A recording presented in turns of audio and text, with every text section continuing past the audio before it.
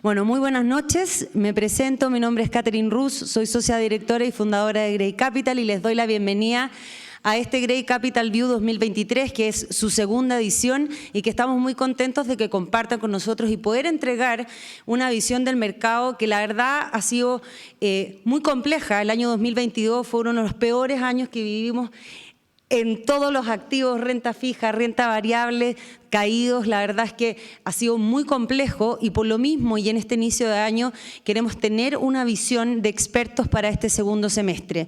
Nos parece sumamente relevante que no solamente nuestros asesores financieros, sino que ustedes también los clientes puedan estar y puedan hacer preguntas al final del panel de manera de poder entender y poder ver cuáles son también las oportunidades, porque así como el mercado ha estado, la verdad, muy golpeado, también se generan oportunidades. Ya tuvimos la oportunidad de hablar con algunos expertos hace un ratito atrás y la verdad es que nos generaron esperanza de que hay algunos activos donde sí se puede invertir y que pueden tener una rentabilidad y un alfa positiva en esto que queda del segundo semestre.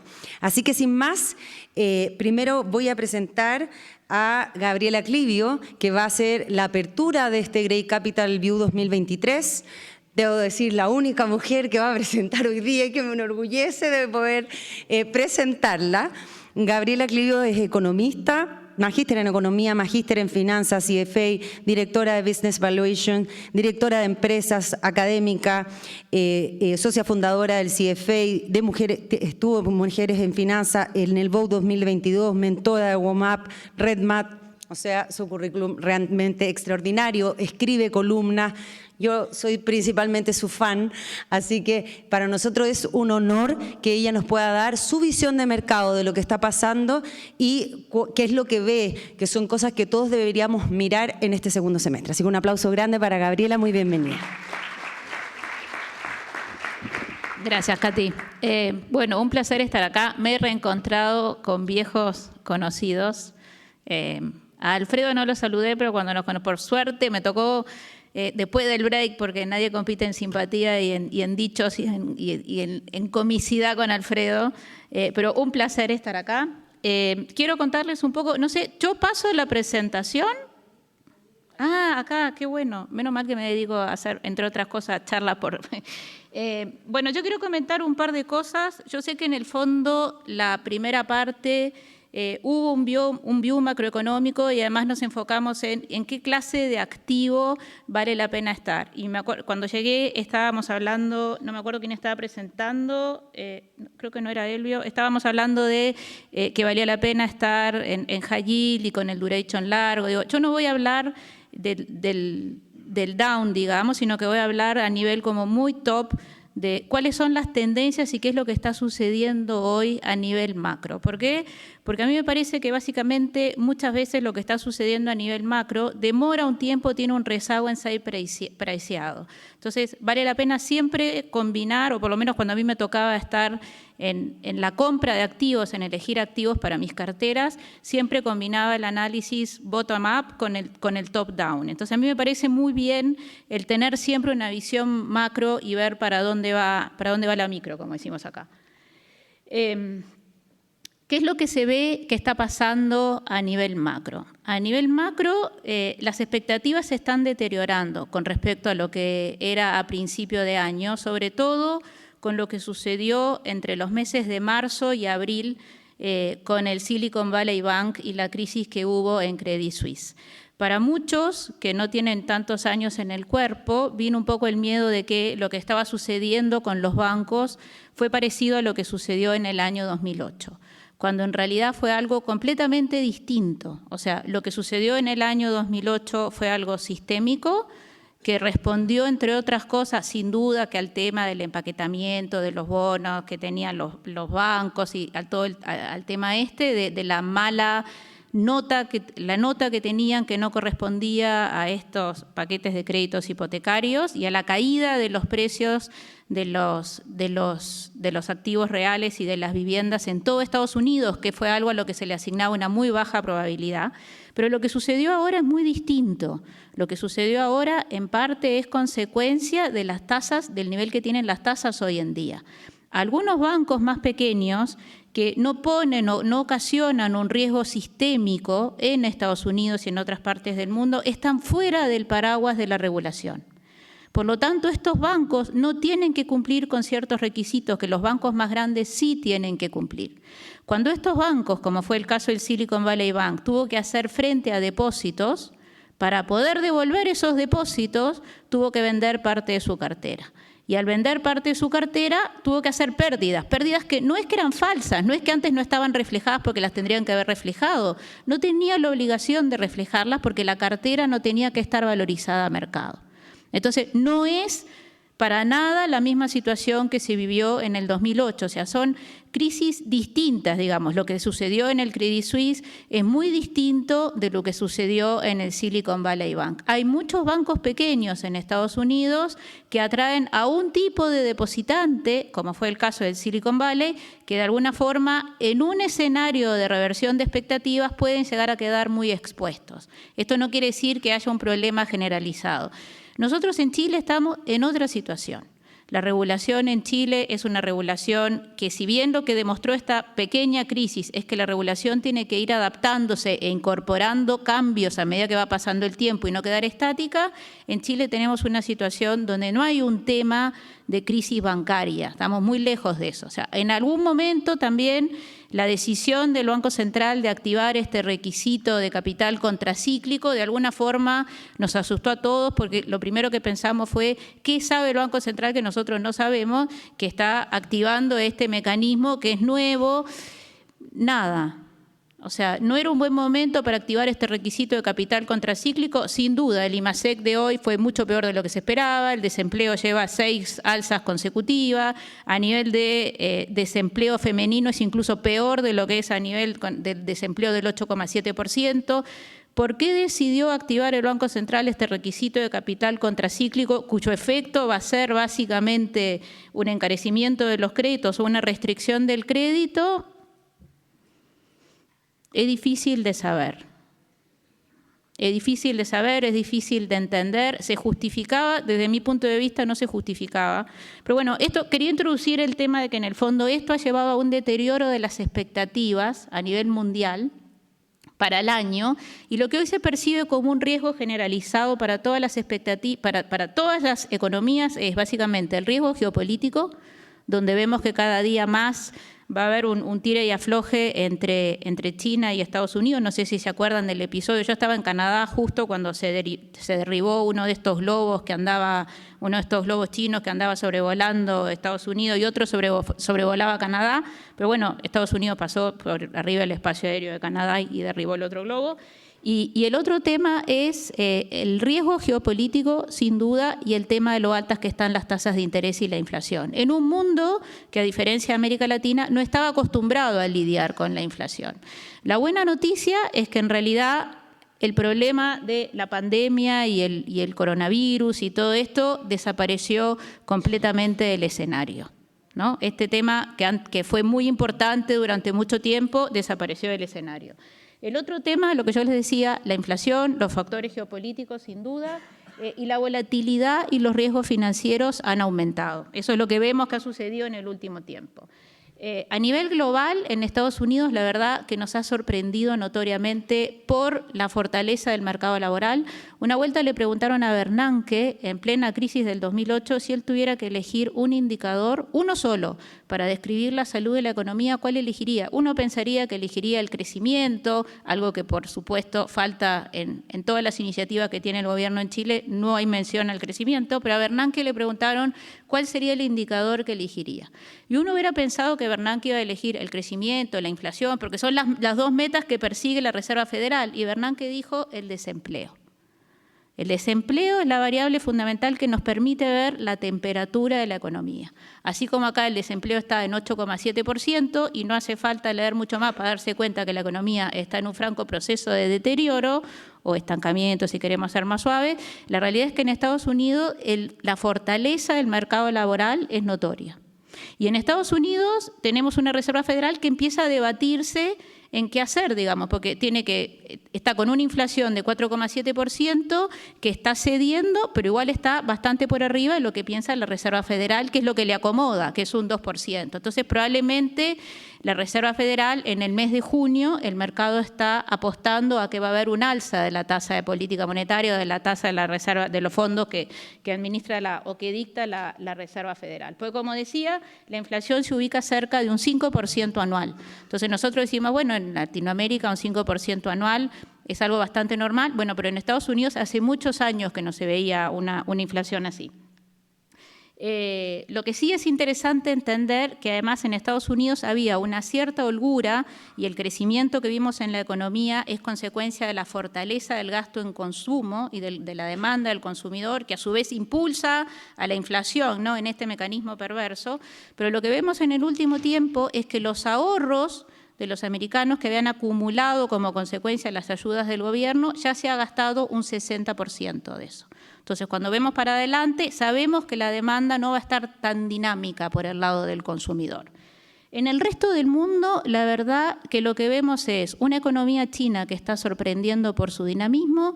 Probablemente China va a crecer este año cerca del 6%, lo cual a todos nos pondría muy contentos porque uno se acuerda de la época en que en realidad China arrastraba el crecimiento del mundo, ¿no? Bueno, este año no va a pasar eso, ahora después les explico por qué.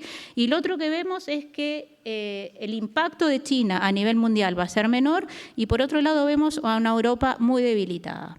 En Europa hay un dato muy interesante que nadie mira y todo el mundo debiera mirar. La inflación en Europa es mucho más difícil que ceda con respecto a Estados Unidos. ¿Por qué? Porque los índices o las canastas que miden la inflación en Europa tienen un porcentaje de alimentos mucho mayor que en Estados Unidos. Y la inflación de alimentos, o lo que ha subido el precio de los alimentos, es mucho más que lo que ha subido el precio de otros bienes. Entonces, la inflación en Europa está más alta que en Estados Unidos y va a demorar más en bajar.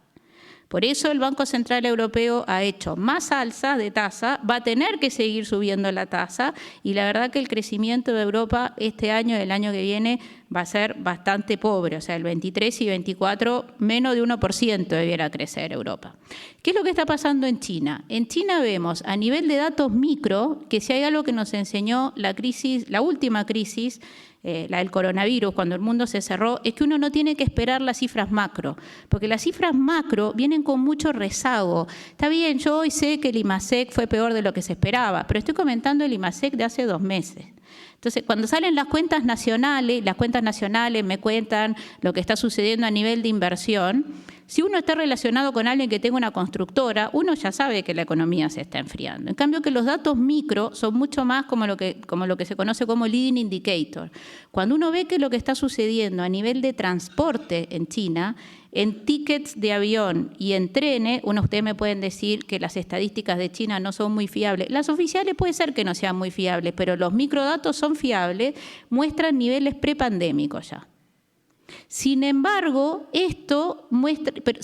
uno diría, ya, ok, entonces si a nivel doméstico, a nivel interno, China está creciendo, eso quiere decir que las órdenes, los pedidos de fábrica en China también están creciendo y eso se va a traducir en un mayor crecimiento de la economía mundial. Y justamente eso es lo que ahora no se está viendo. Se ve un mayor dinamismo a nivel interno, pero los indicadores de fábricas todavía siguen en terreno deteriorado. Por lo tanto, no es tan cierto, o sea, una causalidad que existía antes, no una casualidad, que China arrastraba el crecimiento del mundo y el mundo podía crecer a una tasa interesante, aunque los demás países estuvieran medio averiados, no es algo que vamos a ver hoy en día. ¿Ok? Bueno, esto más o menos ya les fui contando, hice una presentación con más bullet point para que después la tuvieran, porque a mí me parece interesante, no para discutir en la casa con los hijos de uno. Yo sí le hablo a mi hija de estos temas, me dice, mamá, yo te puedo contar otros temas mucho más interesantes, y entonces me cuenta el chat GPT y todas estas cosas que son mucho más interesantes, pero igual es bueno tener un punteo con todos los números, y esto es básicamente lo que les contaba, el tema de las estadísticas de movilidad del consumidor, que ya se encuentran en niveles prepandémicos, que a mí, en lo personal, me parece muy interesante. En el resto del mundo, como les decía, en Europa el gran desafío es la inflación. El crecimiento va a estar muy bajo en Europa. El Banco Central Europeo va a seguir subiendo las tasas por lo que está pasando con esta inflación, que es muy difícil de controlar. Se esperan más alzas de tasa y el crecimiento va a ser muy débil.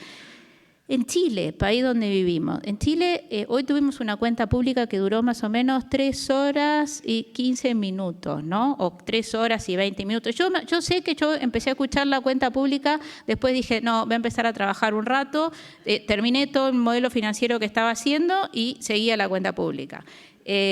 Pareciera ser que ahora lo que va a arreglar todo en Chile es la reforma tributaria, porque vamos a tener más seguridad si viene la reforma tributaria, porque vamos a tener mejor educación si viene la reforma tributaria, porque se va a arreglar el tema previsional si viene la reforma tributaria y se va a arreglar el tema de la salud si viene la reforma tributaria.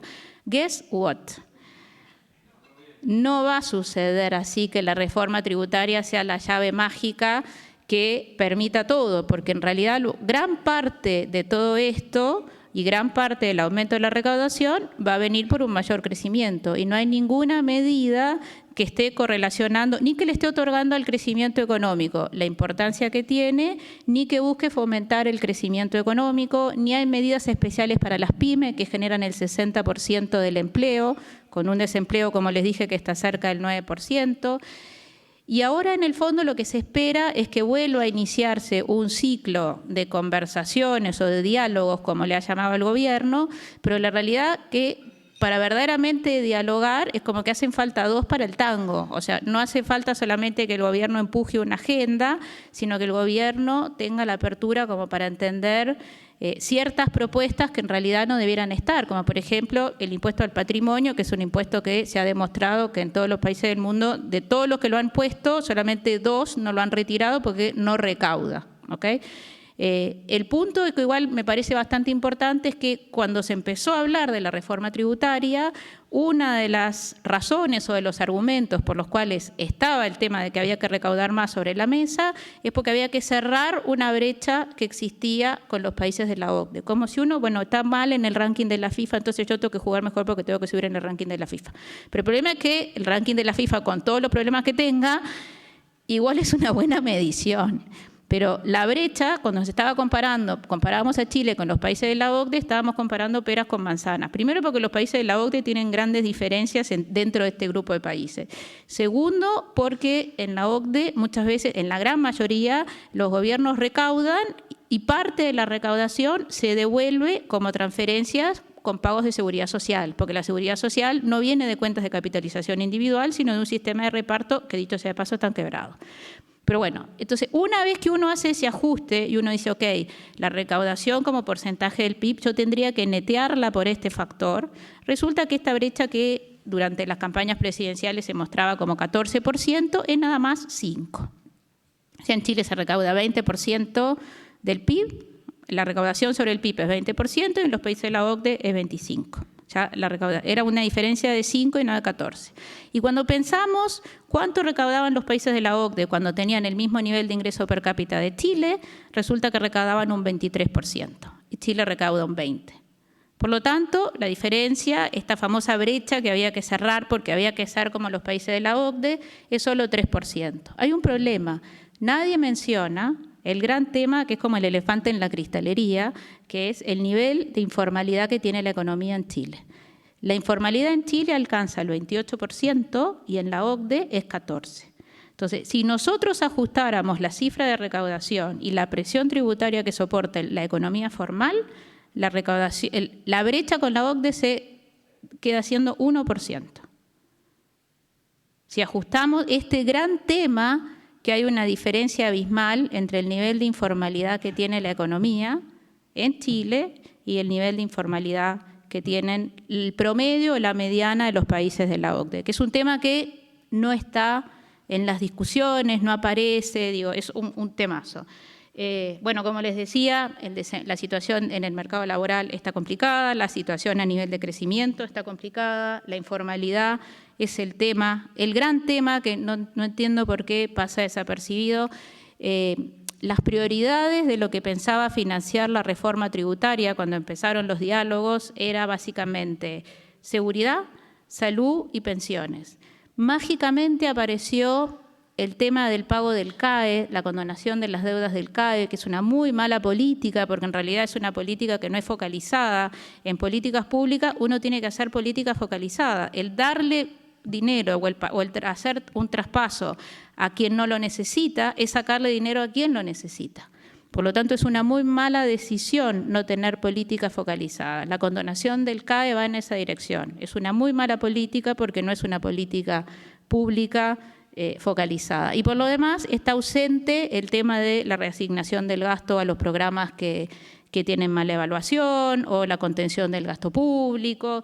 Entonces, hay muchos temas hoy en día. Lo bueno es que se ha avanzado por lo menos en despejar el nivel de incertidumbre que existía antes del 4 de septiembre. Si uno mira el CDS de Chile, ha caído notoriamente y eso de alguna forma muestra que el tema del riesgo país vuelve a estar en niveles anteriores al 2010, no al 2019, pero sí a niveles anteriores a lo que era a los números que llegamos a ver en el peor de los momentos.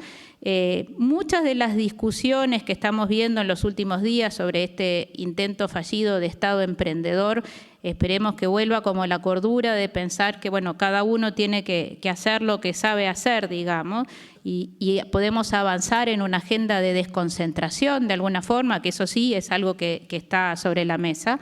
Y lo otro que me parece una muy buena noticia es el acuerdo que se logró con respecto al royalty, porque eso, si bien hoy en día como Chile nos deja algo fuera de competencia, en el sentido que la tasa que termina tributando la minería, la tasa máxima, es mayor que lo que tributan otros países mineros. Primero, se despejó finalmente la incertidumbre y además, como estaba hablando el otro día en un foro de minería, la minería no mira solo la rentabilidad.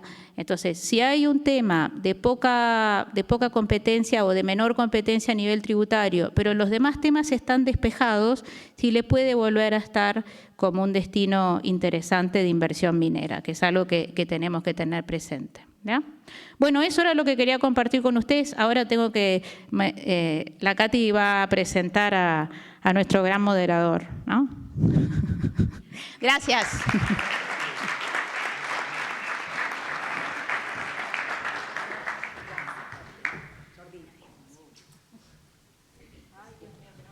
Extraordinaria, ¿no? ¿Cierto que sí? Otro aplauso para la Gabriela Clivio, fantástica. Qué ganas de poder seguir escuchándole, de poder preguntarle muchas cosas, ¿verdad? Pero tenemos unos muy buenos expertos que también vamos a revisar qué oportunidades hay y también dónde ellos dentro de las casas de fondo a las que representan ven riesgo y oportunidades para que nuestros clientes y nosotros como sus asesores financieros también tengamos una visión más clara. Para eso, efectivamente, voy a presentar a nuestro gran moderador, Gonzalo Restini, quien hoy día además es director de Endeavor, representando a todos los emprendedores, así que nos sentimos muy orgullosos de que además sea parte de nuestro consejo asesor, es socio y también representante de startup como RegCheck, que la verdad es que tiene un gran camino, así que estoy haciendo publicidad gratuita para RegCheck. Y además ha sido siempre emprendedor, tiene un programa en la radio bastante conocido junto a otros que se llama Información Privilegiada, a quienes lo escuchamos todos los días, ¿cierto? A las 9 de la mañana, a las 2 de la tarde. Así que muy contentos de que haya aceptado nuevamente la invitación de poder moderar esta mesa de expertos. Encantados y muy orgullosos, Gonzalo. Muy bienvenido. Muchas gracias, Katy. Además fue mi jefe. Bueno, sí, eso voy a comentar, que yo tuve la oportunidad de trabajar con Alfredo Reyes, que hizo la ponencia recién, pero tuve más suerte aún de haber trabajado con la Katy Ruz hace algunos años atrás, y con Nicolás también.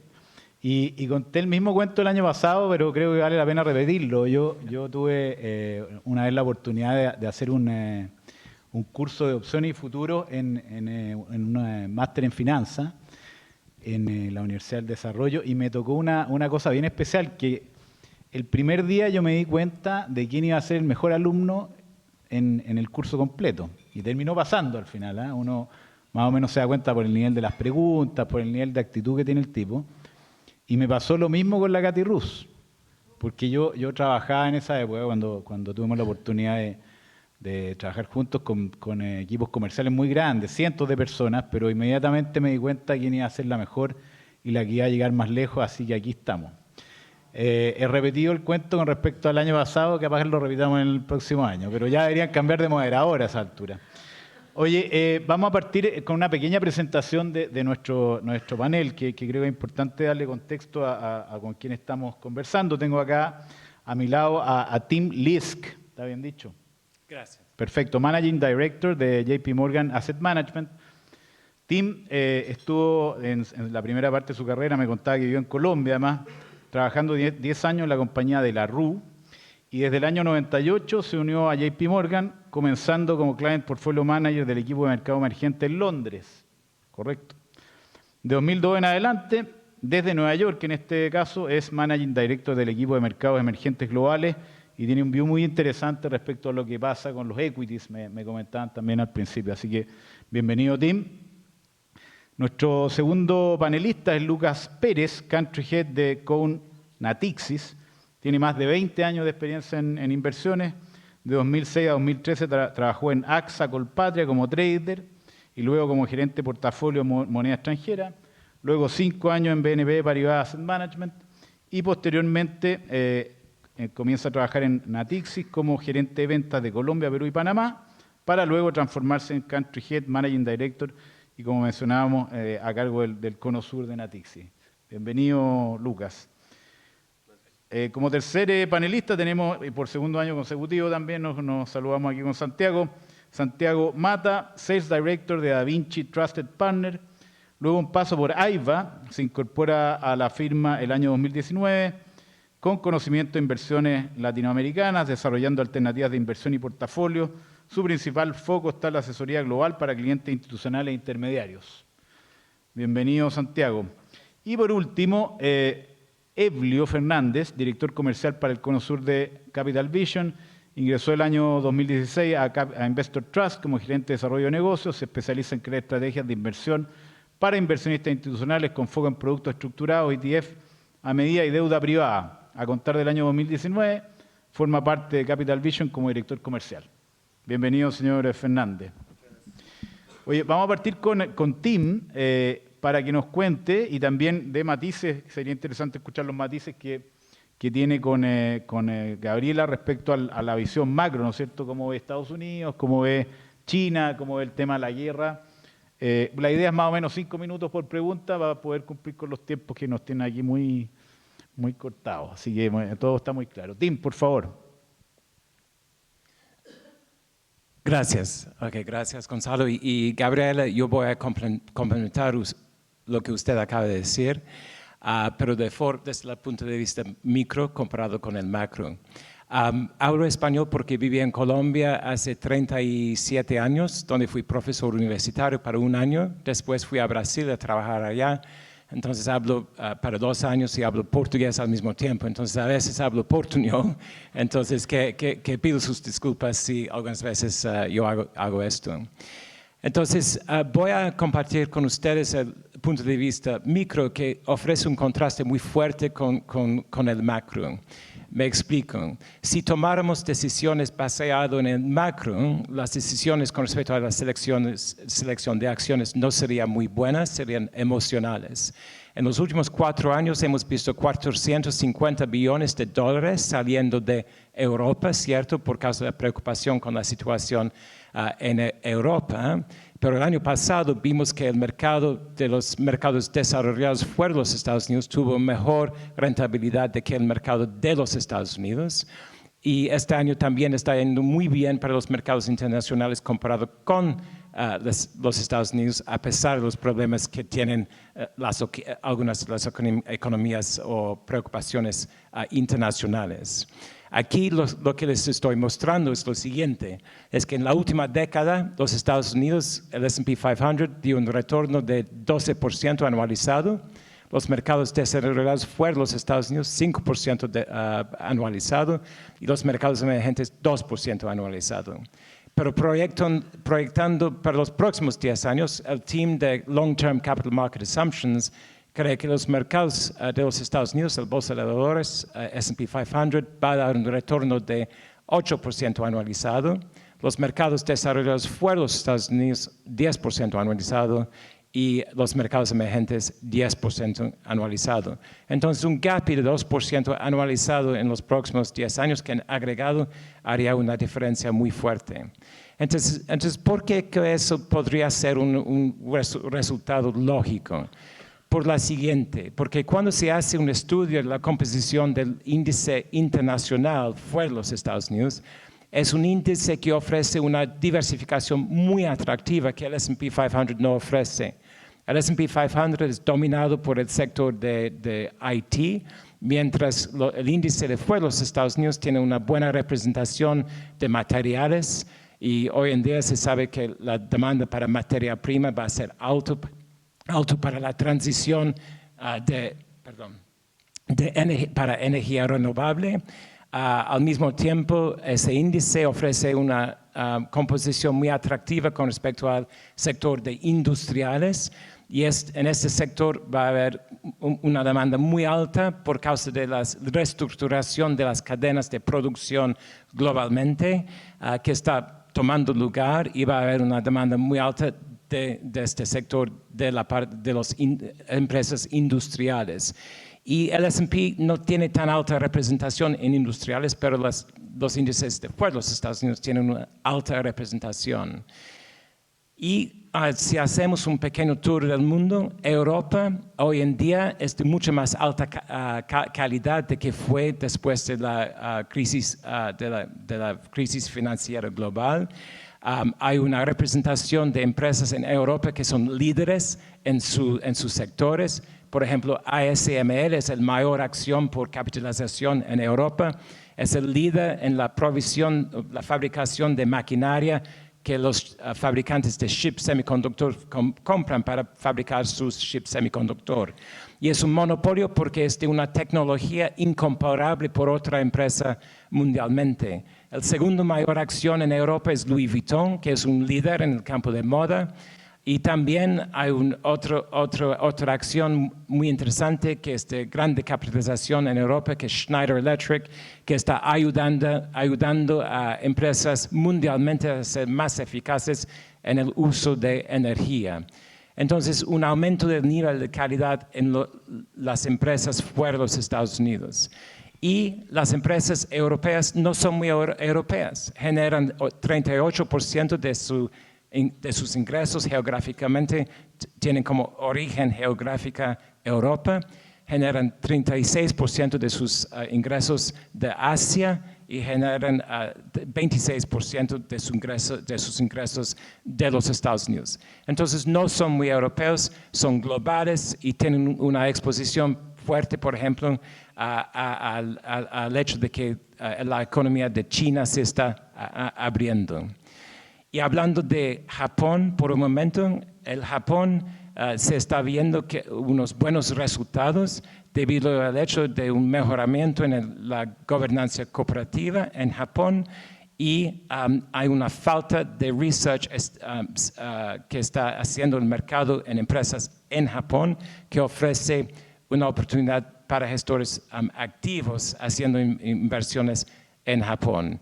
Y con respecto a los mercados emergentes, lo que nos interesa, y no tenemos ninguna acción en nuestro portfolio que es domiciliado en China, pero tenemos mucha exposición al crecimiento de la clase media en los mercados emergentes y en los próximos 7 años se estima que va a haber más de 1 billón de personas que llegan a la clase media y eso ofrece oportunidades mundialmente para empresas en Europa, por ejemplo, pero en otras partes del mundo también por esa demanda por el consumidor. Entonces, es cierto que existen ciertas preocupaciones geopolíticas. Estamos teniendo la guerra entre Rusia y Ucrania en Europa. El año pasado se pensaba que iba a haber un caos económico en Europa, pero como Gabriela ya mostró, el invierno no fue muy bravo en Europa. El almacenaje de energía ha sido muy bueno en Europa y están pasando para el uso de energía renovable. Entonces, lo que se ve desde el punto de vista macro, muchas veces no significa que lo que va ocurrir con respecto al micro es igual, es exactamente lo que hemos visto recientemente con el outperformance de acciones domiciliadas fuera de los Estados Unidos comparado con empresas domiciliadas en los Estados Unidos. Es esto. Perfecto, perfecto. Pasemos entonces a Lucas para que nos dé la visión de Natixis respecto a lo que viene, ¿no? El segundo semestre y más allá, como dice Buzz Lightyear. Así que tiene todo el micrófono ahí. Ahí funciona, sí. Gracias, Gonzalo. Bueno, primero que todo, gracias a Grey Capital por la invitación. Veo muchas caras conocidas en el auditorio. También saludos a todos los clientes que están viendo el evento en línea. Para darles un poco de contexto de Natixis, porque tal vez el nombre no es muy conocido para algunos de ustedes. Natixis es una gestora que tiene un modelo diferente. Nosotros somos dueños de 21 asset managers. Esos asset managers cubren diferentes tipos de activos, desde renta fija hasta renta variable, pasando por productos alternativos de private equity, deuda privada, y también tenemos la capacidad, por ejemplo, que ustedes lo vieron en el seminario de AIBA en Punta del Este, de otorgar soluciones de Smart Beta. Entonces, en activos bajo gestión tenemos 1.4 trillones. Seguramente cuando van a buscar ustedes los fondos de Natixis per se no los van a encontrar con el nombre de Natixis, sino con el nombre de cada una de las gestoras de las cuales nosotros somos dueños. Dentro de esos nombres hay gestoras como Lumi Sales, Harris Associates, OCIAM, Envicredit, Flexstone, y bueno, al totalizar esas gestoras en activos, pues llegamos a este número de 1.4 trillones. Somos europeos, tenemos una oficina de representación en Uruguay, donde estoy basado yo, y desde Uruguay cubrimos el Cono Sur, que incluye obviamente Chile. Ahora, a la pregunta, ahora sí. Nosotros… Fue importante aclarar el punto anterior, en todo caso, muy interesante. Sí, sí.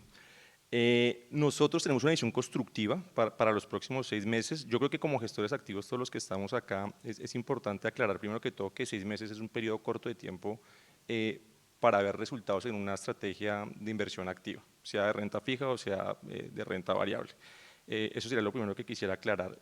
Lo segundo es que tenemos una visión constructiva, no creemos que vaya a haber una recesión en los Estados Unidos, por lo menos en este año, o que vaya a haber una recesión prolongada. Creemos que inclusive va a ser corta, va a ser muy leve. Vemos al consumidor en Estados Unidos bastante fuerte para afrontar esto. De hecho, ahí ven ustedes en esta gráfica cómo están en niveles de cash por percentiles de ingreso el consumidor en Estados Unidos, y está en niveles por encima de prepandemia. Y creo que Santiago lo nombraba en la presentación que hizo antes, ese tema de los cheques que le llegaba a la gente a la casa cuando estaban en pandemia. El consumidor todavía está en una condición para seguir, digamos, soportando este incremento en tasas de interés. Esta probablemente es la primera recesión en mucho tiempo que es anunciada. La última que vimos fuerte, bueno, fue la del COVID, nadie la vio venir. La anterior fue la del 2008, la subprime, creo que nadie la vio venir. Y esta es una recesión de la que venimos hablando hace ¿cuánto? ¿1 año, 2 años? Todo el mundo la está viendo de frente venir, y es una recesión que está siendo inducida por los bancos centrales. Entonces, digamos que creemos que para los próximos 6 meses ya pasamos por lo menos 2 puntos críticos en cuanto al incremento de tasas de interés. La visión de la casa es que en los próximos 6 meses no va a haber más incrementos de tasas de interés. Creemos que ya la parte más alta de la inflación en Estados Unidos llegó a su punto. De aquí en adelante vamos a ver la inflación cediendo. El mercado laboral en algunos indicadores ya vemos como en el cambio en nóminas no agrícolas que se están empezando a disminuir. El dato de enero fue un outlier, pero vemos que se están empezando a incrementar las nóminas no agrícolas en un orden de 200.000 empleos por mes. La tasa de desempleo también la vemos llegando a niveles del 5% en Estados Unidos. Eso es importante aclararlo. Y en algunos otros sectores… ¿Esto cómo se mueve? Lo apagué. Y en algunos otros… Nunca funciona. Definitivamente la tecnología no es lo mío. Ahí está. Bueno, esta es de inflación. El tema de la inflación, ¿por qué la vemos cediendo? Básicamente hay un componente muy fuerte dentro de la inflación en Estados Unidos, que es el tema de componente de shelter, que así lo llaman los americanos, que es vivienda básicamente. Ese componente cuenta como el 43% del Core CPI, que es un indicador que también la Reserva Federal sigue de cerca. Si ustedes se dan cuenta, pues los contratos que uno hace para un apartamento, para una casa, un arriendo en Estados Unidos, pues es un contrato que se renueva anualmente. Esos contratos tienen los precios de hace 12 meses y esos están empezando a hacer rollover. Ya hay algunos indicadores que están mostrando que esa tendencia viene hacia la baja. Nosotros creemos que la inflación no es una cuestión de que vaya a bajar sí o no, sino que va a bajar, sino es cuándo. La inflación va a terminar cediendo. Ahora, eso es importante aclarar, que no vamos a llegar a niveles como los que vimos en inflación prepandemia, ¿no? No vamos a llegar a lo que está buscando la Reserva Federal de un 2% en la inflación. Creemos que el nuevo mundo y este régimen de transición en el que estamos entrando es un mundo de mayores tasas de interés y de mayor inflación. Obviamente eso representa unos retos para la construcción de portafolios. El año pasado ese portafolio balanceado, que creo que también lo mostrabas tú en una gráfica, fue un portafolio que por primera vez creo que desde 1980 no rentaba negativo, y eso fue porque la parte de renta fija del portafolio no funcionó para balancear el equity, eso básicamente por los temores de recesión y por las expectativas de incrementos de tasa que se dio el año pasado. Este año ya vimos que eso se dio vuelta y que ese portafolio está empezando a rentar 7%, no creemos que ese portafolio 60-40 esté muerto, sencillamente creemos que tiene que ser un portafolio más global y que esa parte balanceada obviamente tiene que darse más flexibilidad a los gestores. ¿Flexibilidad en qué sentido? En el periodo que se dio entre el 2008 y el 2021 las acciones de crecimiento fueron acciones que rentaron muy bien, tú lo mostrabas en un gráfico, el S&P daba en esa década números del 20%, la perspectiva futuro es que sea del 8%. Eso no va a seguir pasando en los próximos años ni en los próximos 6 meses, ¿por qué? Porque el acceso al crédito está más restringido. En ese sentido, creemos que es importante a esos portafolios balanceados, por lo menos en la parte de equity, darle algo de exposición a un factor que no tuvo, digamos, la preponderancia en los últimos 10 años, que fue el factor value, que son, digamos, compañías que se van a desempeñar mejor en un ambiente de tasas de interés elevadas, con inflación elevada. Entonces, no tenemos una visión pesimista, sencillamente creemos que hay que afrontar los retos de una manera diferente. Una conversación que tuve antes de subir aquí al escenario y que creemos que pues, es muy importante dar es esa conversación de que en este momento para los gestores activos el mayor enemigo no es el fondo competidor, sino es el depósito a término. Hoy yo tengo reuniones con clientes y me dicen, bueno, ¿tienes un money market que me ofrezcas? Me están dando el 5, me está costando mucho trabajo llevarme a mi cliente del banco que le están ofreciendo, bueno, acá las tasas también están altísimas, en general en toda América Latina las tasas están altísimas y la inflación también, entonces el reto para nosotros hoy como gestores es poder, digamos, de alguna manera brindarle esta educación a los clientes, decirles que no estamos de acuerdo que se hagan estas inversiones en depósitos por el riesgo de reinversión tan alto que existe. Todos los clientes se están metiendo en T-bills, en depósitos a término y están perdiendo esa oportunidad que existe en tener duraciones cortas de calidad. En el mejor de los casos, cuando un cliente de ustedes decida moverse de esos money markets a un fondo de renta fija, va a perder la oportunidad porque eso, por muy a la vista que parezca, se demora. Eso es un proceso que se demora 1, 2, 3 semanas, 3 semanas por fuera del mercado, acabar en un año y no van a tener ese beneficio de la duración y de la comprensión del spread. Hay que, digamos, tratar de ofrecerles oportunidades a los clientes en fondos de corta duración de calidad, en vez de decirles que estén metidos en los money markets. Entonces, ese es un punto que nos parece relevante.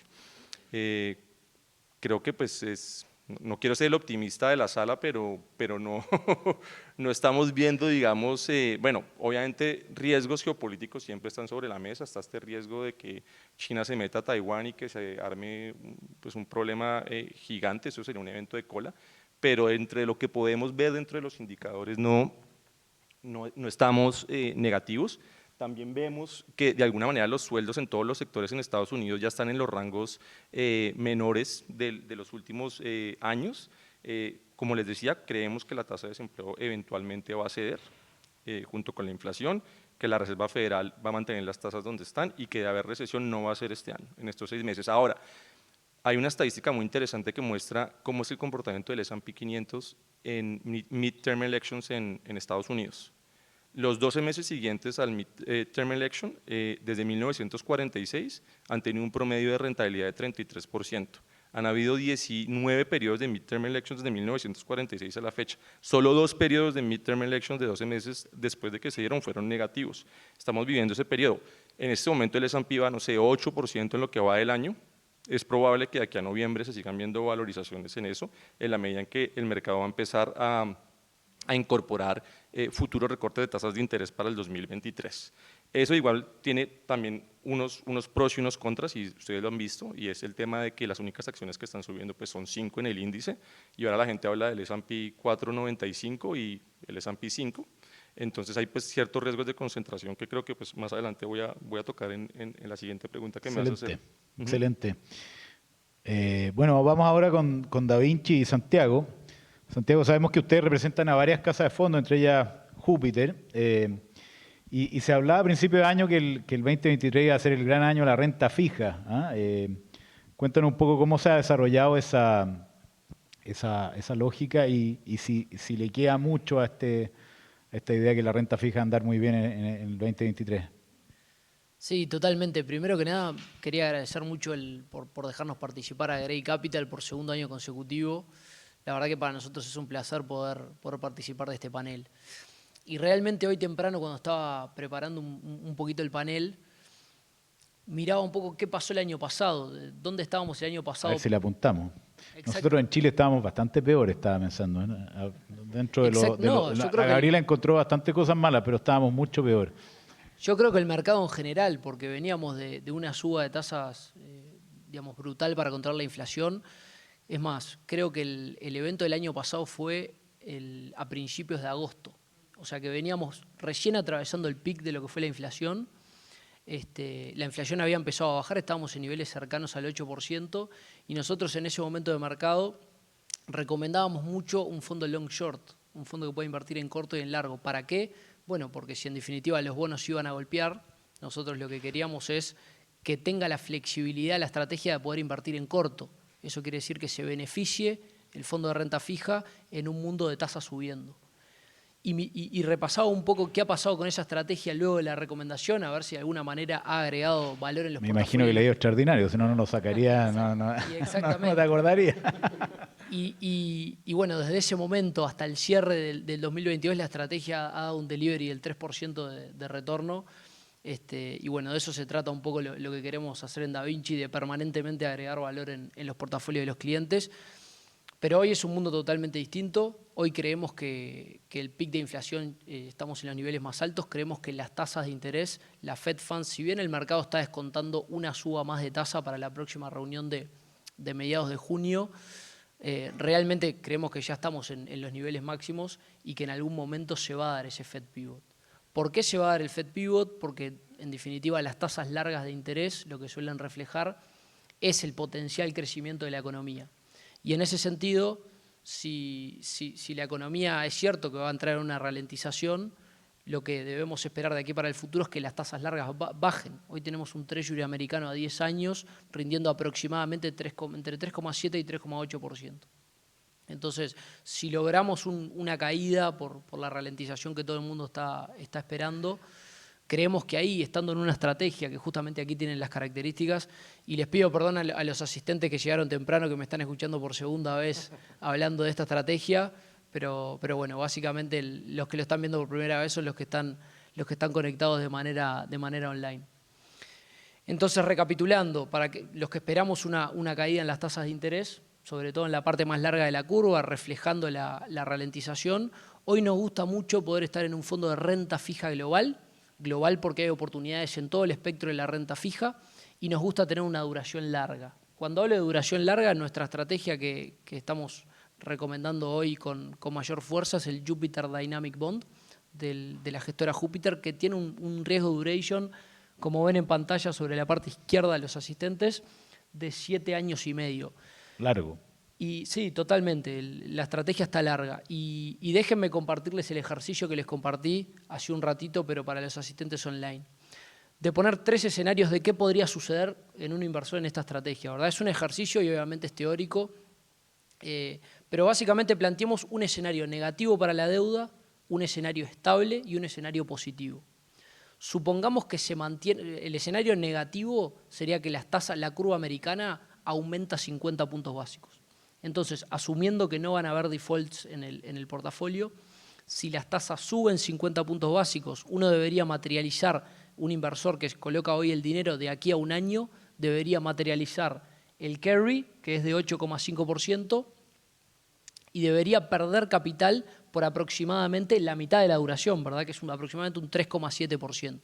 Entonces, en ese escenario, el retorno de aquí a un año sería del 8,5 menos el 3,7. Estamos hablando de niveles de retornos aproximados del 4,5%, lo cual para la deuda es lo que ha venido dando en el largo plazo.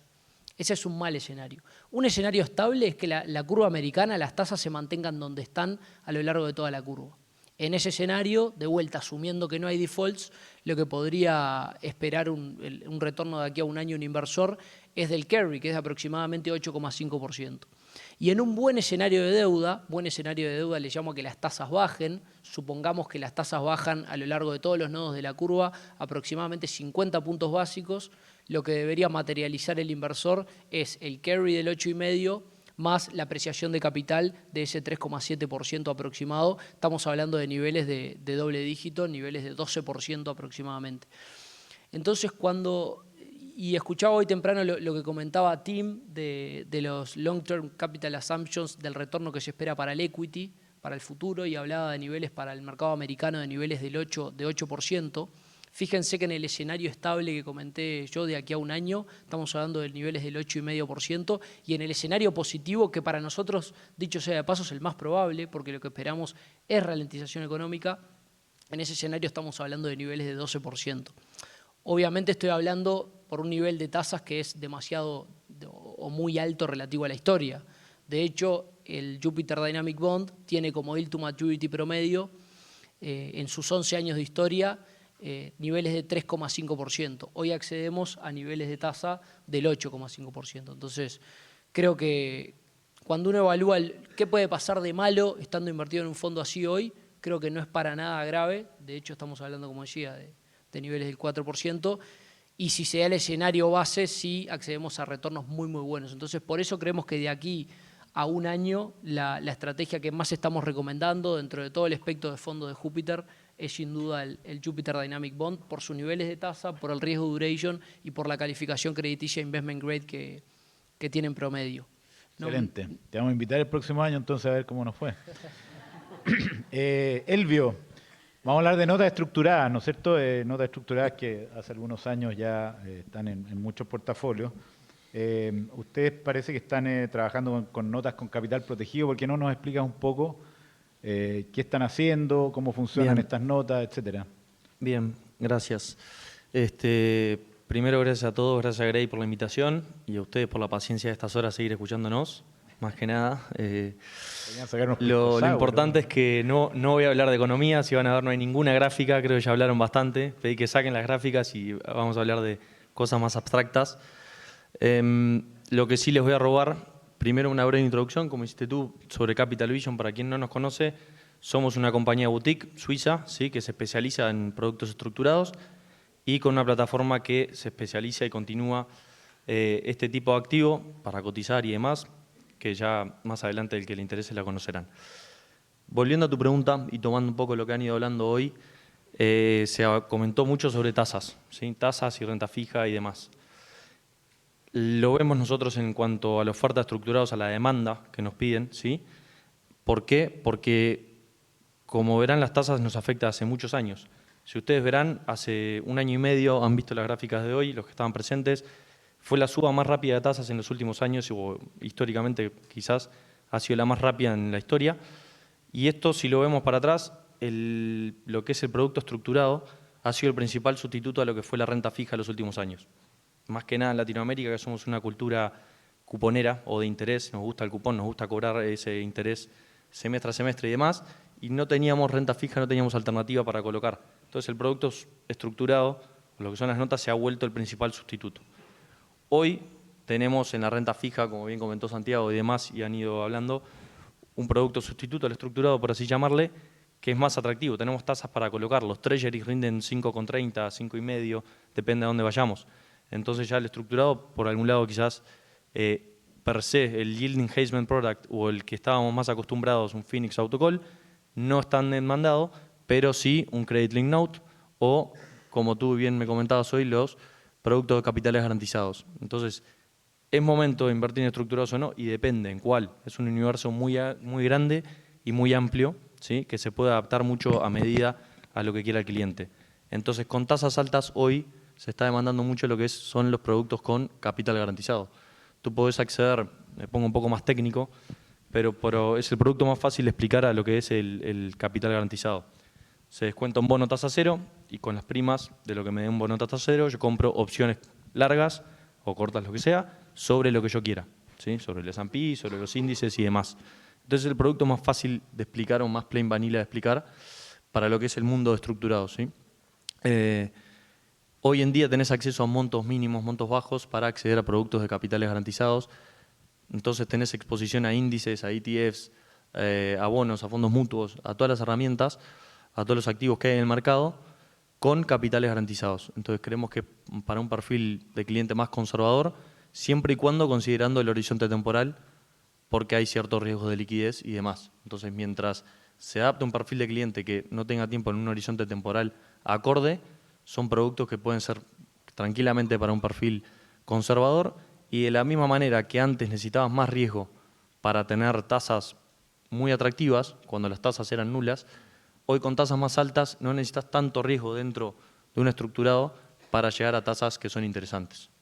Entonces, eso creo que contesta un poco. Excelente, muchas gracias, Elvio.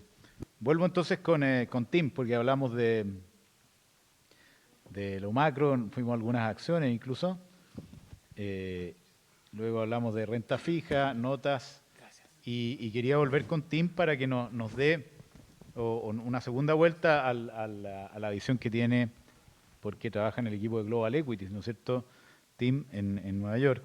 Respecto a la renta variable, ¿cómo estás viendo en específico el mercado de renta variable y qué oportunidades están viendo en particular en ese mercado? Gracias, Gonzalo. Entonces, nuestra visión para el futuro, y cuando hablo del futuro estoy hablando del próximo año, no es muy optimista con respecto a una caída de ganancias. Creemos que podría haber una caída de ganancias de hasta 20% en el próximo año. Pero para ustedes poder entender por qué estoy diciendo esto, les voy a dar una pequeña historia de los últimos 3 años. En los últimos 3 años lo que ocurrió en 2020 fue que con la llegada de COVID en el primer trimestre, las empresas más sensibles al ciclo económico llegaron a tener una variación muy, muy atractiva. Entonces nosotros comenzamos a hacer inversiones en el lado cíclico cautelosamente durante el transcurso de 2020. Eso nos dio un muy fuerte resultado con la llegada de las noticias de la vacuna de Pfizer en noviembre de 2020, porque todo el mundo reconoció que iba a haber un nuevo ciclo económico, porque anteriormente no creían esto porque toda la gente estaba quedando en casa. Entonces el lado cíclico del mercado tuvo resultados fuertísimos a partir de noviembre de 2020 hasta los inicios de 2021. Entonces el TIR de las empresas, la tasa interna de retorno de las empresas cíclicas cayó en 21. El TIR de empresas defensivas llegó a ser muy atractiva en 2021. Entonces nosotros hicimos inversiones en empresas defensivas y al mismo tiempo vimos que el lado de US Technology, empresas del lado de Quality Growth de muy excelente calidad, como por ejemplo Louis Vuitton o ASML o Diageo, muchas otras empresas, llegaron a tener un TIR no muy atractivo en la segunda mitad de 2021. Entonces nosotros vendimos empresas como Microsoft, vendimos empresas como Facebook o Meta, vendimos empresas o reducimos nuestra posición en Amazon, también vendimos Analog Devices, ASML y Louis Vuitton de nuestro portfolio.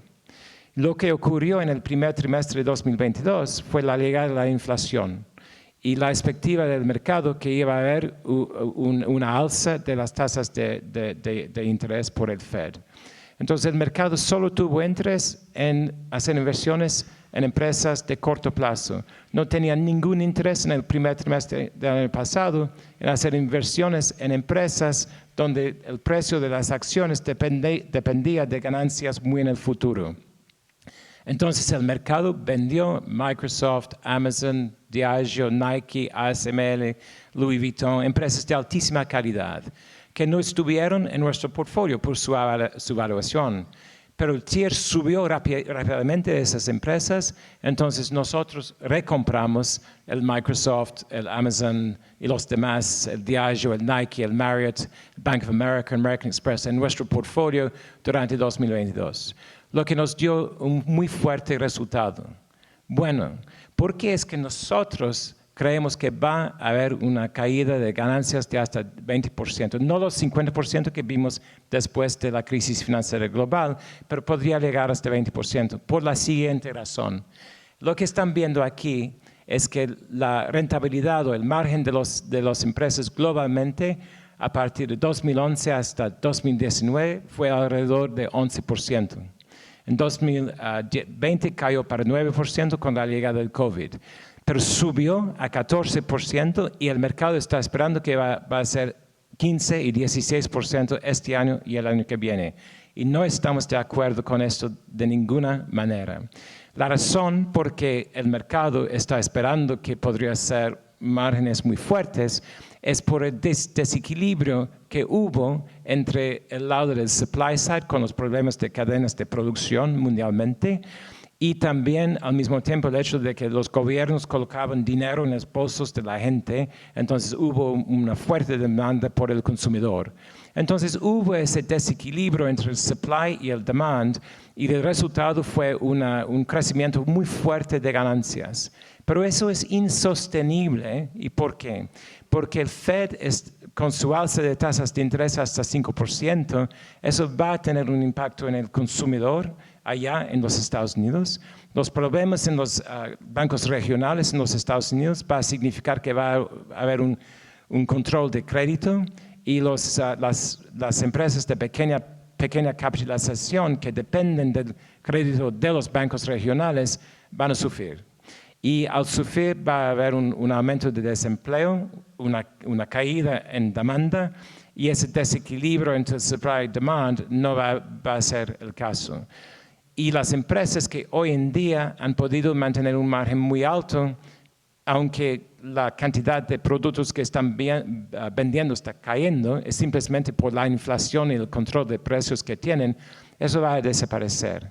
Y podría haber una caída de ganancias de hasta 20%. Donde tenemos una confianza muy alta, por otra parte, es la capacidad de gestores activos en adicionar valor comparado con el MSCI World Index. El nivel de alfa en los últimos 3 a 4 años ha sido muy fuerte por causa de toda la volatilidad con la llegada del COVID y también con la llegada de inflación y un cambio en el régimen de tasas de interés. Antes de 2020, el mercado fue muy estrecho, dominado por US Technology. Pero durante los últimos 2 a 3 años eso no ha sido el caso porque el mercado es mucho más abierto con stocks en varios sectores ofreciendo oportunidades interesantes. Entonces, hoy en día, en nuestro portfolio, nuestra meta es proteger nuestro portfolio haciendo inversiones en acciones donde el downside risk para ganancias es mucho menor de que otras empresas que podrían sufrir. Entonces, tenemos un enfoque muy fuerte en la calidad hoy en día de las acciones en las cuales estamos haciendo inversiones. Excelente, muy interesante. Y creo que uno de los comentarios, de los últimos comentarios que hizo Tim, es una muy buena entrada para la pregunta que le voy a hacer a Lucas, que tiene que ver con esta polémica que no termina nunca, ¿no? De entre manejo activo y seguir índice y simplemente invertir barato y pasivamente. ¿Cómo lo están viendo ustedes que tienen la especialidad de inversiones activas, ¿no? ¿Qué opinan de esa polémica? ¿Cómo la están viendo? Tim te dio un pase, sí, ahí, muy bueno. Pues mira, Gonzalo, aquí está JP Morgan, está Da Vinci, yo creo que la salida fácil sería decir que no compren ETFs y que compren gestión activa, ¿verdad? Claro. Sería lo más fácil de decir. Y yo creo que básicamente, mirando esta gráfica, tal vez es importante ver que en el mercado de Estados Unidos, los gestores activos que están logrando ganarle al índice, al S&P 500 en un periodo de 10 años, son muy pocos, realmente. Únicamente el 9% de los gestores activos, por este estudio que hizo Espiva, logran vencer al índice Claro, y en 15 son cada vez menos y en... Cuando lo 20. ajustas por volatilidad, por riesgo, ese número se reduce. Aquí lo ves, no sé si están viéndolo. No. A ver. Ahí está. Cuando lo ajustas por riesgo, únicamente 4.5 de los gestores activos logran batir el índice.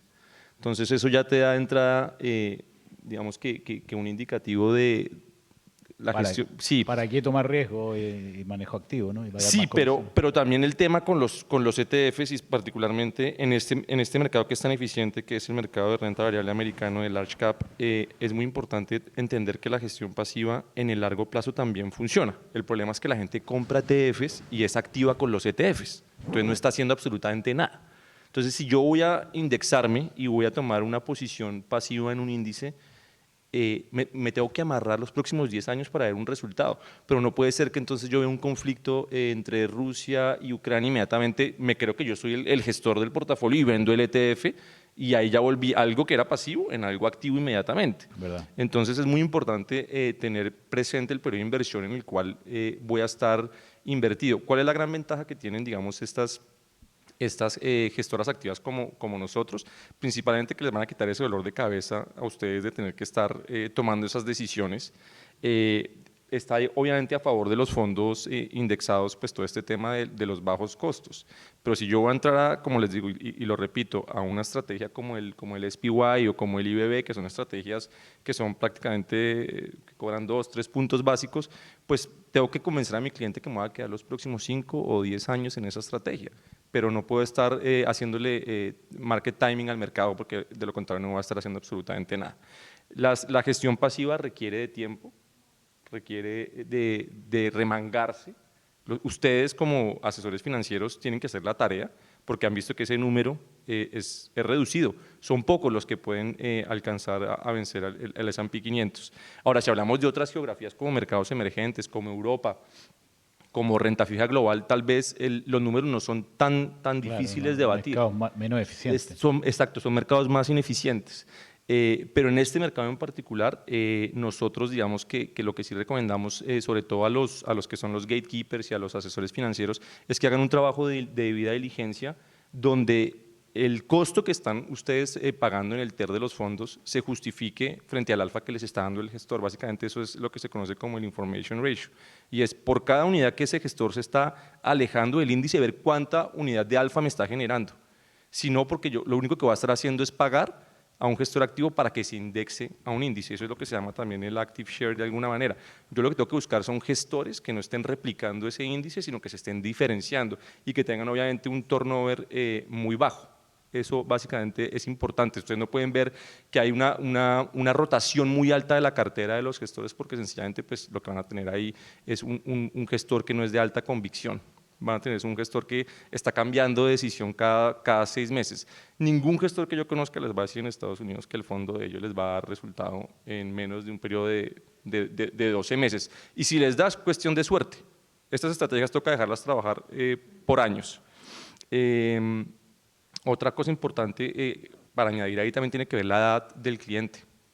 ¿Sí? Si es un cliente que ya está en una fase de retiro, pues digamos, no sé, tiene 60, 65 años y no está dispuesto a asumir, digamos, ese riesgo activo que puede traer la compra de un fondo, pues mejor le compro un ETF. Entonces yo creo que ese debate entre la gestión pasiva y la gestión activa, no hay un ganador definitivo, depende mucho el tipo de cliente que yo esté, digamos, aproximándome, y también se puede hacer una combinación de las dos, sin ningún problema se puede hacer lo que se llama un barbell strategy, donde se tiene dentro de un portafolio una porción de fondos indexados y una porción de fondos activos. Excelente. Tim quería hacer un comentario. Sí, estamos completamente de acuerdo. Por eso, por la eficacidad del mercado de los Estados Unidos, nosotros creemos en construir portfolios globales, y yo les comenté que la cantidad de alfa habría abierto, solo para dar el porqué de esto. En los últimos 10 años nosotros tenemos un ranking de primer percentil por nuestro portfolio global en el universo Morningstar y solo adicionamos 1.4% después de gastos anualizado comparado con el MSCI World Index. Eso quiere decir como 85-90% de nuestra competencia no logró alcanzar alfa encima del índice MSCI World. Pero en los últimos 3 años, para poder mantener nuestro ranking de primer percentil en Morningstar, hemos adicionado más de 4% anualizado comparado con el MSCI World Index. Entonces, eso quiere decir que una mayor proporción de gestores activos están teniendo más éxito. El por qué fue tan difícil antes de 2020 fue simplemente porque el mercado fue muy estrecho, dominado por US Technology. Pero en los últimos 3-4 años esto no ha sido el caso. El mercado es mucho más abierto y con mucha más volatilidad de que hubo anteriormente, y eso ha ofrecido gestores activos una buena oportunidad de adicionar alfa. Una última gráfica, que es la que están viendo ahí, Gonzalo, y creo que es importante, es los pesos que tienen esas 5 compañías dentro del S&P 500, es una barbaridad. Y eso, pues yo digo, ¿para qué compro un índice si más bien le compro esas 5 compañías a mi cliente? Claro. Y me da lo mismo, ¿no? Y lo otro que no se está viendo en esa gráfica, ahí no están las 500 del S&P, la otra mitad de esa gráfica tiene 212. O sea que se me están quedando por fuera como 260 compañías. Eso no quiere decir que esas compañías no estén subiendo. Seguramente esas compañías sí están subiendo de precio, sino que no están incluidas de una manera de capitalización con una capitalización bursátil alta dentro del índice. Entonces, un gestor activo, ¿qué puede hacer? Puede decir, bueno, quiero tener menos de Amazon, menos de Apple, menos de las 5 grandes y puedo dar más ponderación a otras compañías que creo que tienen un valor o un potencial de valorización más alto. Eso es lo que le hace la gestión activa. Los índices, como el S&P 500, pues son índices que por defecto están mal diseñados porque es un índice que cada vez que sube el precio le da más ponderación a las primeras compañías. Entonces, de por sí voy a estar comprando siempre lo más caro. Eso es lo que pasa. Un gestor activo por lo menos puede llegar y pensar y decir, bueno, estas compañías están subiendo, a lo mejor ya no tengo que tener tanto dentro del portafolio y hay mejores oportunidades desde un punto de vista de valoración. Entonces, eso es importante tenerlo y sobre todo en este momento que se está dando un factor de momentum muy fuerte y que puede llegar a tener potenciales riesgos más adelante, ¿no? Si una de esas 5 compañías llega a fallar, veía una estadística el otro día, creo que si uno saca esas 5 compañías, la rentabilidad year to date del S&P 500 es negativa. O sea, piensen eso. Hay que meter envidia, sí, ahora. Sí, es una barbaridad lo que pasó con esa compañía. Entonces, el debate, yo creo que el debate está abierto y sería... Nunca va a terminar. Además, no va a terminar y creo que de parte de un gestor activo tampoco está el rol de decir que únicamente incluyan gestores activos dentro de su portafolio, porque como se pueden dar cuenta también requiere de parte de los gatekeepers y de los asesores financieros un due diligence muy profundo a la hora de seleccionar a los mejores gestores. Excelente. Santiago, estamos hablando antes de renta fija. Hablemos de alternativos. ¿Ustedes qué están viendo como oportunidades en segundo semestre en ese tipo de activos, en esa clase de activos? Sí, ahí nos interesaba como Da Vinci hacer una reflexión respecto a lo que es los activos alternativos, ¿verdad? La verdad que hicimos un research bastante profundo el año pasado de ver qué pasó cuál es la evidencia científica respecto a la inversión en alternativos en los portafolios de inversión, porque sabemos que el cliente latinoamericano está sobre todo tendiendo a hacer un overweight grande a la parte de renta fija y en caso de que tenga algo más que sea renta fija, tiene acciones, o sea, los clásicos activos tradicionales. Y mucho se ha hablado el año pasado, con las caídas que ha tenido la renta fija y la renta variable, de empezar a incorporar activos alternativos. Y en ese sentido nosotros nos pusimos a ver la evidencia de largo plazo y ver realmente tener fondos alternativos. ¿Agrega valor en los portafolios de los clientes o es más una posición para tener tácticamente en algunos malos momentos de mercado? Y creo que la evidencia lo que te muestra es como claramente tener aproximadamente, si estamos hablando del clásico portafolio 60-40, 60 acciones, 40 bonos, incorporarle un 20% a esa cartera de activos alternativos y mantenerlo como una posición estructural, te agrega valor en todo momento de mercado. La evidencia lo que te dice es que ese portafolio, agregándole el 20% de alternativos, se le reduce el desvío estándar, se le reduce la volatilidad, se le reducen los niveles de drawdowns cuando hay fuertes caídas en el mercado y aumenta los ratios de eficiencia.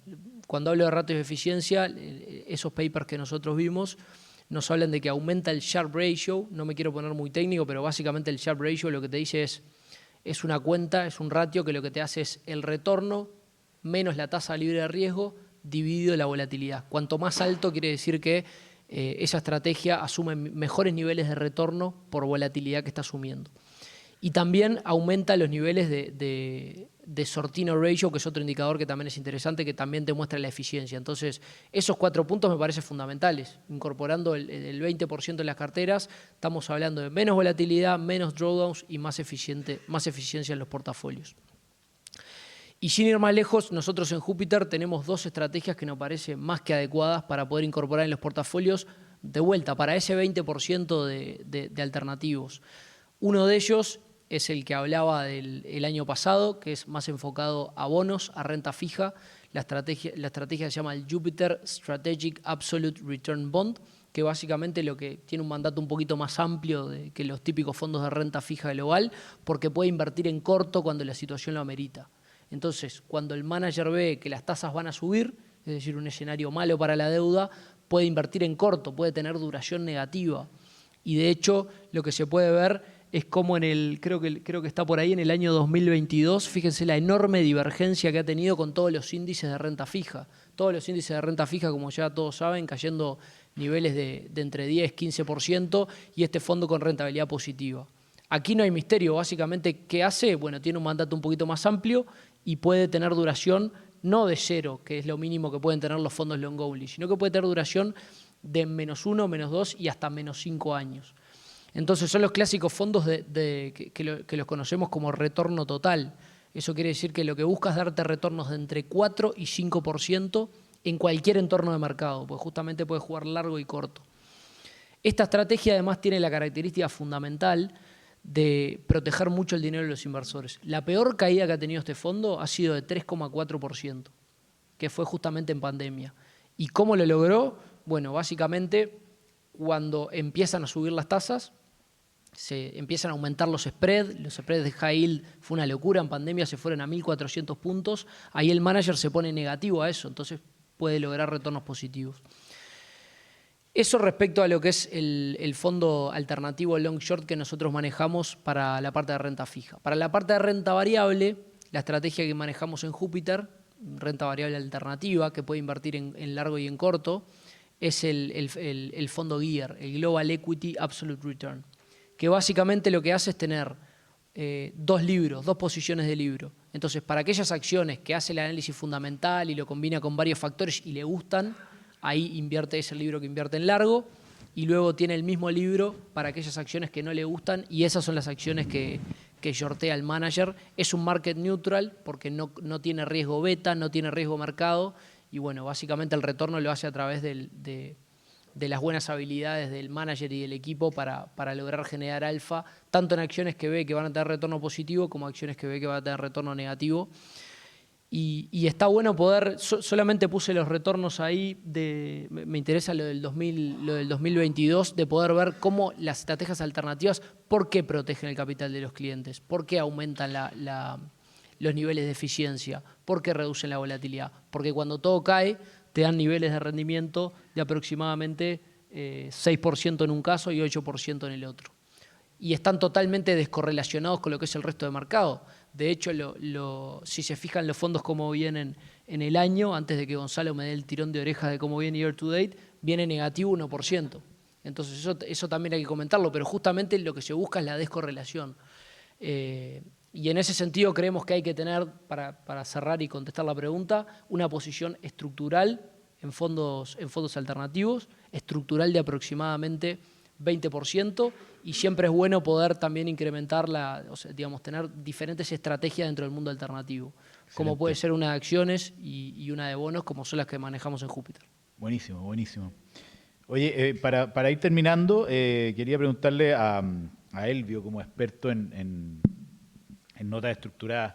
Hay varios elementos de las notas, ¿no es cierto?, que un cliente se tiene que fijar cuando toma la decisión. Un producto un poquito menos conocido y por lo tanto que hay una asimetría de información muchas veces cuando uno conversa como cliente, Entonces, ¿cuáles son los elementos que la gente que está trabajando con notas tiene que tener en vista a la hora de recomendar?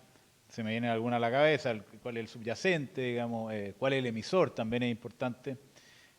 También la liquidez, muchas veces deshacer la posición no es tan fácil. Y también los costos, ¿no? Los costos son un tema importante siempre. En todo, sí. ¿Ah? Siempre. En todo. Buena pregunta, muy amplia. Intentaré ser lo más eficiente posible con el tiempo. Y bueno, es la última pregunta y soy el último, así que ya se termina. Tranquilo. Los Pico Sour están esperando. ¿No? Eso, ¿No? sí, ya terminamos. Para eso, brevemente, creo que hay que hacer un paréntesis a lo que es hoy en día el mundo estructurado, que ha cambiado mucho, es más transparente en cuanto a costos. Hoy tenés plataformas, como hoy brevemente les comentaba, que en 2 minutos te da precios, cotizaciones de cualquier tipo de producto dentro del mundo de estructurados. Entonces se ha vuelto un producto más transparente en cuanto a costos, como tú bien mencionabas, y más competitivo. ¿Sí? Por otro lado, los emisores se han vuelto más competitivos, han bajado los mínimos históricamente. Se necesitaban millones para hacer notas a medida. Hoy han bajado los mínimos muy bajos, entonces se puede hacer notas a medida con montos relativamente pequeños. ¿Sí? Ahí tenemos, bueno, para que no se me enojen mis socios, están JP Morgan, Natixis, creo que está por ahí. Santiago se va a enojar un poco, porque no está, pero los demás están. Van a hacer negocio ahora. Exacto. Pero bueno, como te decía, tendría que resumirte todos los riesgos que me estás comentando. Si bien aprovecho sí lo que decía Santiago hoy, que en cuanto a alternativos. Muchas veces escucho la pregunta que los estructurados lo toman o lo consideran dentro de su portafolio como alternativos. El estructurado es un vehículo. Dentro de lo que tú le coloques dentro es lo que estás invirtiendo indirectamente. Claro. Si querés invertir en alternativos, está el fondo que estaba comentando Santiago. Si tú quieres invertir en estructurados, bueno, ¿qué colocás dentro de lo que es el estructurado? Si estás colocando renta variable, estás invirtiendo en renta variable. Si estás colocando bonos, estás invirtiendo en renta fija. Y así sucesivamente. Entonces yo creo que, volviendo a tu pregunta, lo más importante a considerar es lo que realmente coloques dentro de lo que es el estructurado. Lo que no tengas miedo a que, llegado el peor escenario, te quedes con ese activo, ya sea el S&P, ya sea el bono, ya sea la acción de Apple o lo que hayas colocado indirectamente, ¿sí?, dentro del estructurado. Luego vienen las protecciones. ¿Sí? Como bien decía, y por qué mencionaba lo de los mínimos, es que tú, haciendo el vehículo hoy a medida, prioricen, yo creo, lo que es la protección, ¿sí? Donde tú te sientas cómodo, y eso es la principal ley financiera. Como lo podés hacer a medida, a mayor protección, menos retorno vas a tener, a mayor retorno, menos protección voy a tener. Entonces, donde ustedes se sientan cómodos con una protección a la baja, una protección de capitales garantizados, como mencionábamos hoy, y a esa protección donde me siento cómodo, buscar el rendimiento que tenga. ¿Ok? Y por último, creo que me consultaste también por los riesgos de los emisores. Sí. ¿Sí? Recomendamos, obviamente, utilizar riesgos de Tier 1, rating A, por Moody's, Standard & Poor's y demás. Sería interesante explicar por qué. Porque es importante, porque uno puede hacer la misma nota con cualquier emisor. Entonces, ¿cuál es la diferencia? Perfecto. La primera pregunta que hicimos en el primer bloque fue sobre notas de capitales garantizados y yo dije, el capital está garantizado salvo un evento de crédito. Entonces, ¿qué quiere decir un evento de crédito? Justamente que quien crea el producto, quien crea el estructurado son emisores de primer nivel. ¿Qué sucede? Un evento de crédito que quiere decir que uno de estos emisores quiebre. Entonces, si quiebra, no puede hacer frente a sus deudas, a sus pasivos, a sus papeles, por así decirlo.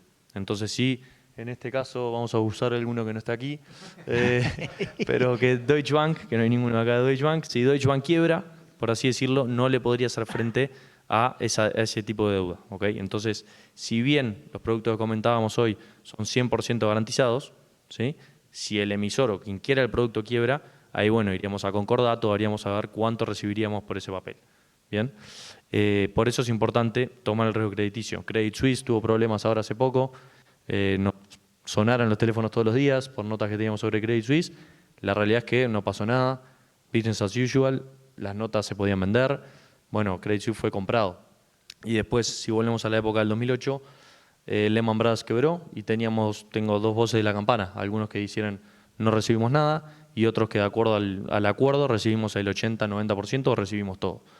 Entonces es muy relativo, pero sí sentirse confiable con el emisor que ustedes están tomando. Excelente. Eso es la exposición de nuestros panelistas. Un aplauso. Muy interesante, recorrimos todos los tipos de activos en el mundo que pueden estar en una cartera y con una visión muy profunda, interesante y también académica, ¿no? De algunas cosas que son siempre dignas de conversarse. Muchas gracias, señorita Katy, señora, perdón, Mamá de 4 hijos. por habernos invitado. Bueno, muy buenas noches. La verdad es que primero agradecerles. Yo creo que me quedé con una sensación como más esperanzadora del mercado. Creo que hay oportunidades y la verdad es que es más técnico quizás para algunos de la audiencia, pero realmente a nosotros como asesores financieros nos aporta valor y vamos a estar viendo algunas de los fondos y de las notas que nos presentaron porque creemos que realmente hay que incorporarlos dentro del portafolio, así que estuvieron bien en venir. Así que bueno, nada, tenemos un cóctel ahora para los que están presencial. Muy buenas noches y gracias por acompañarnos. Muchas gracias. Vamos a sacar una foto con los expositores, ¿eh?